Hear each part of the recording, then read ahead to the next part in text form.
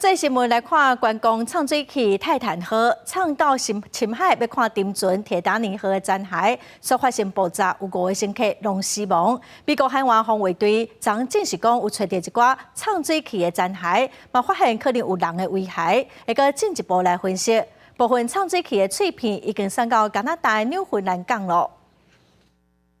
加拿大的打捞拖船慢慢驶入去加国东部纽芬兰港口，船顶载运打捞起来的观光潜水器泰坦号残骸。这是针对18出发去看铁达尼号残骸过程中发生内部爆炸意外的观光潜水器泰坦号所进行的打捞工作。搜救队伫铁达尼号差不多488公尺的海床，发现潜水器尾的残骸甲其他的碎片。 岸边的工作人员甲残骸照顺序载起伫货车顶，也互这场艰难的敲锤甲打捞行动做一个结束。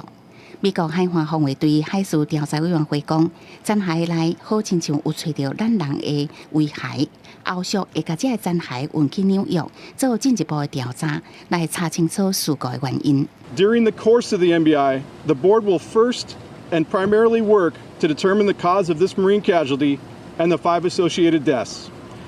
The MBI, however, is also responsible for accountability aspects of the incident, and it can make recommendations to the proper authorities to pursue civil or criminal sanctions as necessary. 美国海岸防卫队表示，医疗专业人员会甲估出来这个好亲像咱人遗骸进行分析。泰坦号潜水器伫北太西洋差不多3.2公里的深度发生灾难性内部爆炸。